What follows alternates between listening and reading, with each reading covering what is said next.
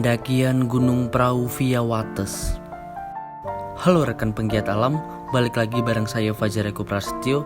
Di video kali ini saya akan menginformasikan sedetail mungkin mengenai pendakian Gunung Prau via Wates. Dari mulai base camp, peraturan pendakian, jalur pendakian, camp area dan lain-lain, yang tentunya akan dikemas secara epic. Jadi jangan di skip ya videonya. Oh iya, sebelumnya jangan lupa buat like, comment, subscribe ya, karena itu sangat penting untuk mendukung channel ini agar lebih besar lagi dan semoga bisa bermanfaat. Oke, langsung saja tanpa banyak basa-basi. Jadi kemarin hari Selasa tanggal 24 Agustus 2021 saya bersama beberapa teman saya mendaki ke Gunung Prau. Sebelumnya kami prepare dulu di rumah, dan setelah semua dirasa beres kami berangkat dari Purbalingga menuju ke base camp. Namun di pertengahan, karena kita belum membeli logistik, akhirnya kita mampir sebentar di Alfamart untuk membeli logistik pendakian. Setelah dirasa cukup, kita lanjut jalan. Dari alun-alun Wonosobo kami berkendara menuju ke arah Dieng. Namun tepat di pertigaan Pasar Kejajar kami ambil ke arah kanan. Dari pertigaan mengikuti jalan ini saja, di mana jalan aspal cukup rusak di awal namun cukup bagus menjelang ke base camp. Buat kalian yang mau kesini, saran saja, karena memang jalan cukup ekstrim, pastikan rem kendaraan aman menuju ke base camp. Dan sampai pada akhirnya kurang lebih 2 jam berkendara dari Purbalingga, akhirnya kami tiba di base camp Gunung Prau via Wates ini. Letaknya sendiri ini di Jalan Sandiroto Kejajar, kilometer 11, Kejungan Wates Wonoboyo, Kabupaten Temanggung. Setelah tiba kami bersiap turun, menurunkan semua barang bawaan kami, lalu kami istirahat sebentar di sini. Oke semuanya, ini aku udah ada di base camp Gunung Prau via Wates ya. Bisa kalian lihat di base campnya ini cukup luas dan cukup rapi. Di sini juga ada fasilitas colokan, bisa dilihat, sama hand sanitizer. Ini tempat buat nyarger. Ya, ini lumayan lebar dan bersih juga rapi, mantap. Cuma ada kita karena emang udah kesorean, sekitar jam 4 atau setengah 5. Udah pada naik tadi, rame, banyak banget tempat buat nyarger, banyak banget. Di sebelah kanan tempat istirahat yang kami singgahi adalah tempat registrasi dan musola. Sedangkan di sebelah kirinya banyak sekali warung, namun kebanyakan tutup dan hanya satu yang buka di sebelah tempat istirahat persis. Oh iya, untuk makanan di sini harganya cukup terjangkau ya. Ini adalah daftar harganya. Bisalah kalian mampir ke sini kalau memang kalian lapar.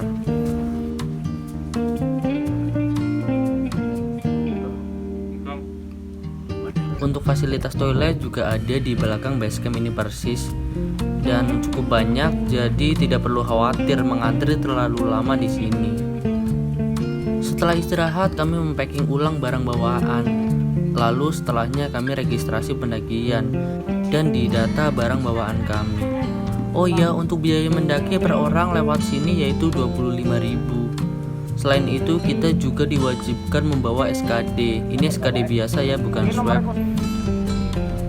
Lalu kita juga wajib meninggalkan identitas semua anggota pendakian.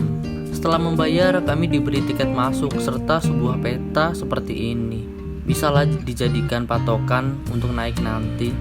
Dan setelah semua tetek bengek selesai, kami berdoa bersama, lalu dilanjutkan mulai melangkah. Oh iya, jika kalian mau naik ojek dari base camp ini sampai pos 1 bisa.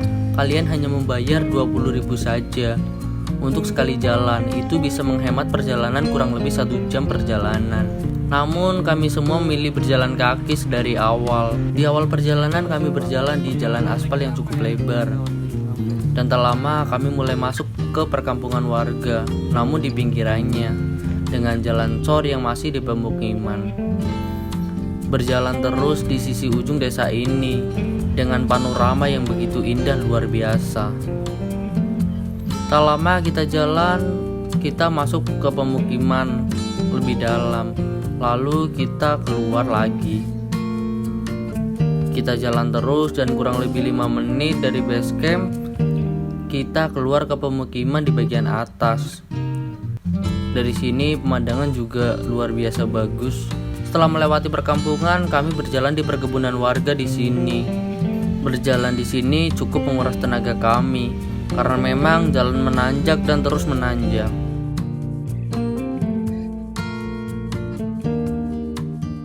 Namun demikian, makin ke atas pemandangan makin luar biasa mengagumkan. Di sisi yang berbeda nampak gagah Gunung Sindoro. Cahaya sore menjelang petang menambah epik panorama ketika kami berjalan. Sungguh petang yang luar biasa.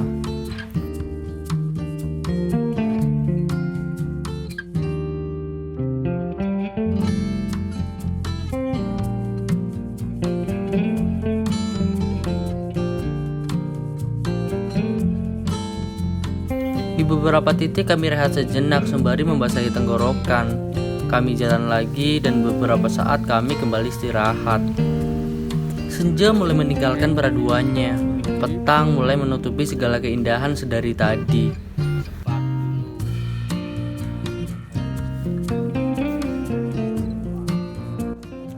Halo sobat penggiat alam. Jadi kali ini aku masih di jalan ke perkebunan warga karena emang cukup jauh, tapi pemandangannya gila, keren parah sumpah. Itu ada Gunung Sindoro dan sunsetnya. Perfecto, asli mantep banget. Wow. Tak lama kami menjumpai warung yang tutup. Kata warga lokal, biasanya warung ini hanya buka di hari Sabtu dan Minggu saja. Penggiat alam, jadi ini udah nyampe di ini, itu di atas Gapura, kurang lebih jalan 1 jam. Dan sebelah sini itu ada apa, warung sih, tapi nggak ada orangnya, tutup. Ada warung. Kalau ngojek nyampe sini. Ya, jadi kalau ngojek nyampe sini kurang lebih, kalau ngojek mungkin sekitar 5-10 menit, tapi kalau misalkan jalan kaki kayak kita ya sejam, kurang lebih sejam sih. Ada toilet juga di sini, di belakang. Oke, Aman. kita baru sampai di pos 1 ya.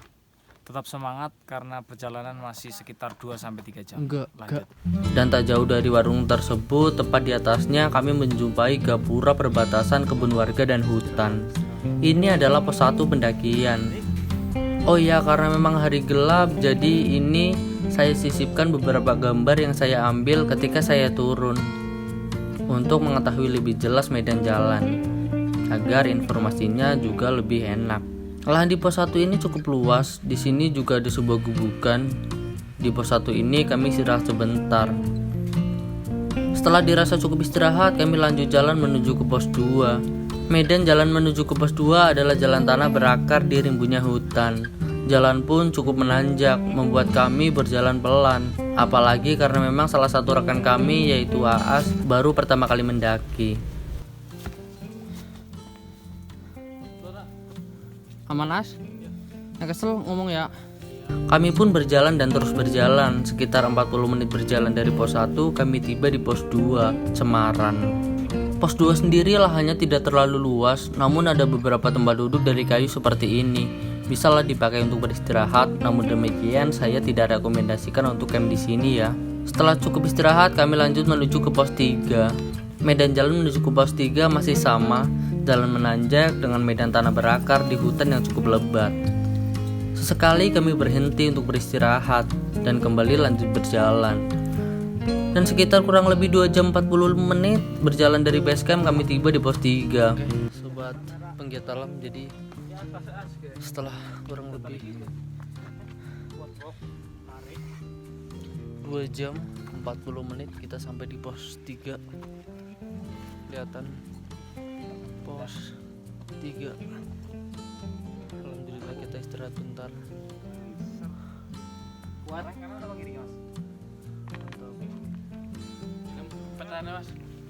Kita udah sampai di pos 3.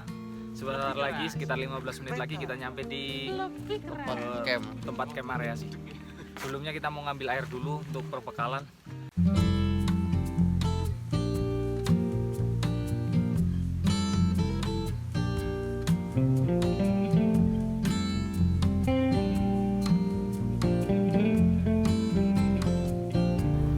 Tak jauh dari pos 3 kami menjumpai plang tangga cinta. Dan sekitar 3-5 menit berjalan ke atas dari sini adalah pos air. Oke sobat penggiat alam, jadi udah jalan sekitar 5 menit lah dari tanjakan cinta ya. Ini di tengah-tengah tanjakan cinta itu ada pos air. Kalau bisa dilihat itu, nah kelihatan kan, ini emang gak ada pelangnya sih di sininya, tapi dekat banget sih ini. Nah, hati-hati, lumayan curam. Ayo. Emang rada nggak kelihatan sih. Nah ini dia.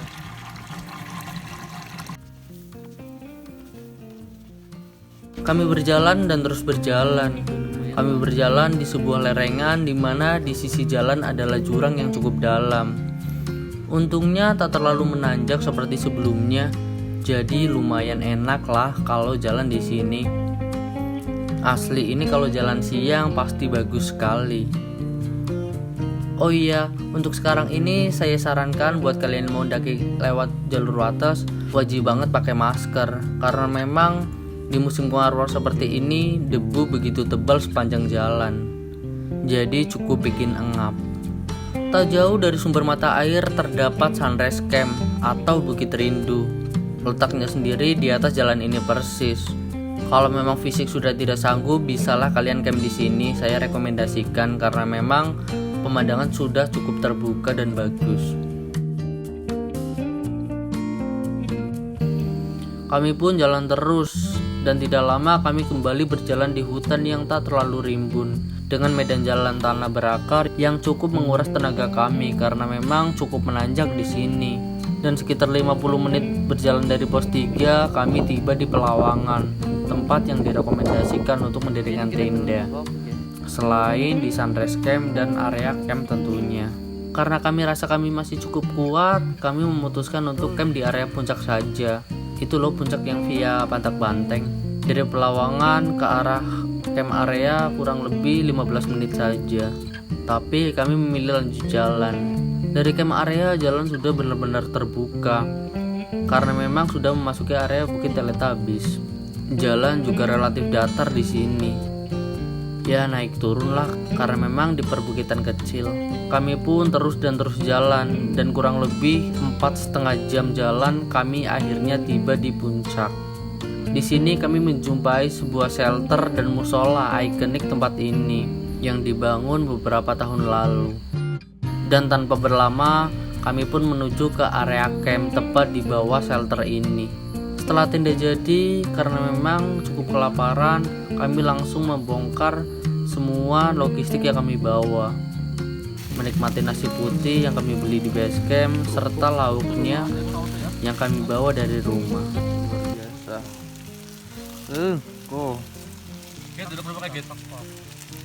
Berkumpul makan bersama di malam yang begitu dingin sungguh begitu menyenangkan.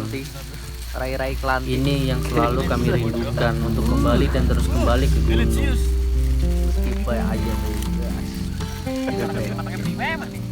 Setelah cukup kenyang, kami memutuskan untuk istirahat tidur sekitar pukul 12 malam. Halo sobat penggiat alam, jadi kali ini udah jam 5 pagi ada di puncak Gunung Prau. Asli ini the best parah.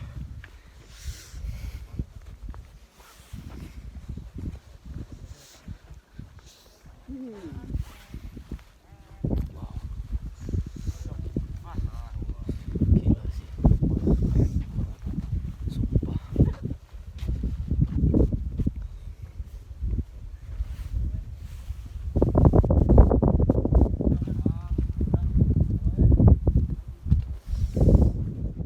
Pagi menyapa, indah luar biasa. Sungguh begitu mengagumkan karya indah sang pencipta.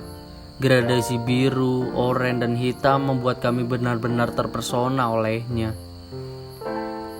Dan ini adalah keindahan Gunung Prau 25 Agustus 2021.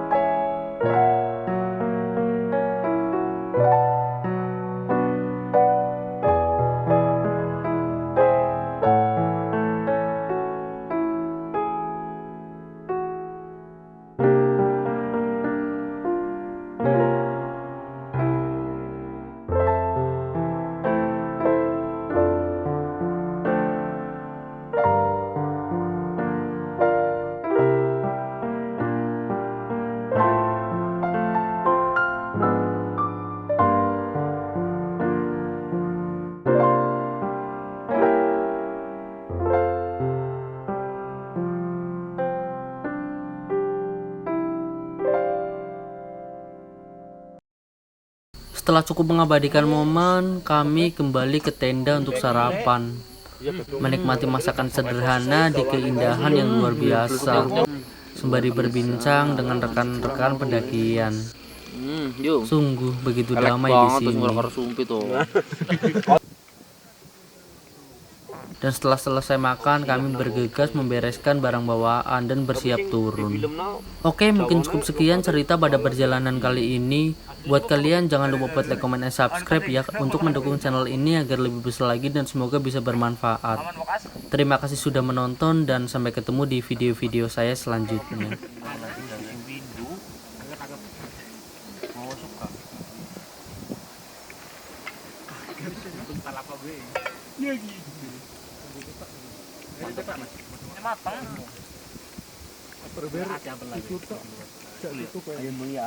Stok kan darahnya no siya malaman tayo. Ang kurang matang. Kurang matang ah. Hindi tabat. Hindi natin seger. Enak ya.